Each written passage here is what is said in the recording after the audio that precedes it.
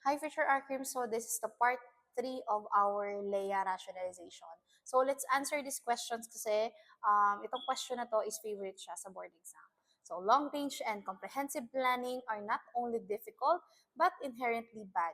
Problems are easier to solve when they are taken one at a time. A. Synoptic planning. B. Incremental planning. C. Transactive planning. And D. Advocacy planning. So, meron tayong tinatawag na police planning. So, ito ay yung mga approaches or models in police planning. Okay? Tinatawag yan sa madaling salita para mas mabilis siyang maintindihan at matandaan. Ang tawag dyan ay SITAR. SITAR. Kasi ang huli niyan yung radical planning. So, i-explain natin dito. Again, ang tanong is ang long range daw or komprehensibong pagpaplano ay hindi lang daw siya mahirap. Inherently bad din daw to kasi daw mas mabilis daw na mareresolba ang mga problema kapag they are taken one at a time. Okay? Hindi mo pwedeng pag meron kang problema, pagsasabay-sabayin mo yung pagdesisyonan. Okay? Sabi dito sa approach or model in police planning na to, sabi daw dapat ang pagreresolba ng mga problems ay mas madali kapag they are taken one at a time. Yun lang yung lagi yung tatandaan dito sa question na to. Ang sagot dyan is incremental planning. Okay? Lagi yung tatandaan, kakambal na ng incremental planning yung one at a time. Okay? Favorite yan sa board exam, hindi yan mawawala. Laging one at a time. Okay? Ang problems dapat sinire-resolve yan kasi mas madali nga naman i-resolve ang mga problema kapag iniisa-isa mo yan. Okay? Not only difficult but inherently bad, taken one at a time. Ayan yung tatandaan mo sa incremental planning. Ano naman pagka sinabing synoptic planning?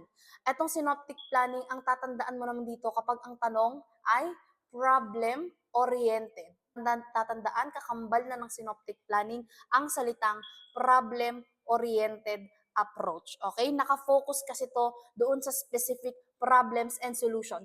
Sa loob netong synoptic planning na to, since problem-oriented approach nga siya, dito pumapasok yung tinatawag natin na SARA method.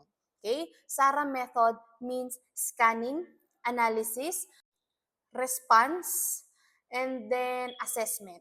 So yung SARA method, paulit-ulit lang yan, synoptic, planning, problem-oriented approach. And sa loob ng problem-oriented approach, ang ginagawa doon is yung SARA method. Scanning, identification of the problem, analysis, understanding or analyzing the root cause of the problem. Pangatlo, response, ito yung mga actions taken doon sa problem, and assessment is the evaluation. Okay, basta yun lang yung tatandaan, SARA method, scanning, analysis, response, and assessment. Yun lang naman yung tatandaan mo sa synoptic planning. Pag sinabi mo namang transactive planning, dito naman tatandaan mong salita, face-to-face. Okay? Parang may transaction, may katransaction ka sa pagpaplano. Dapat ginagawa yan face-to-face. Kanino ka makikipag face-to-face?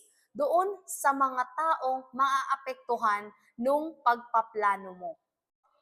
Pwede ka sa kanilang magkaroon ng interaction through surveys, ganyan, or talagang interpersonal dialogue, yung face-to-face, yun. Hindi mo wawala sa salitang transactive planning ang face-to-face. Ano naman yung advocacy planning? Di ba pag nagpaplano tayo, more likely, ang iniisip natin dyan is yung mga positive side effects. Dito naman kasi sa advocacy planning, dapat ikino-consider mo din yung mga magiging negative sides ng mga plano. Hindi lang laging doon sa magandang side. Okay? Dapat meron ka ding naka-ready para sa mga negative sides na mangyayari doon sa mga pagpaplano na yon. And lastly, yung radical planning. Yung radical planning naman, meron siyang dalawang mainstreams. The first mainstream is the collective actions. Okay? Ang gusto dito is makapag-achieve ka agad ng concrete results in the immediate future. Kumbaga, dito nagpaplano para magkaroon agad-agad ng resulta. Second mainstream nito, critical to para sa mga large scale processes. Kasi pag may isang plano at gusto mo agad magkaroon ng concrete result to, possible hindi yan mag-apply sa lahat.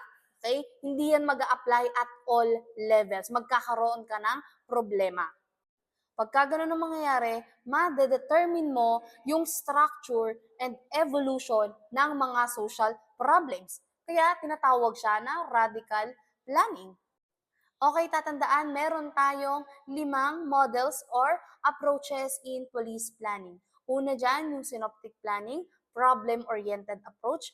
Next one is incremental planning, one at a time. Transactive planning, face-to-face interaction. And advocacy planning, i-consider din yung side effects. And yung radical, meron siyang 2 mainstream. So sana natuto kayo. Follow for more videos.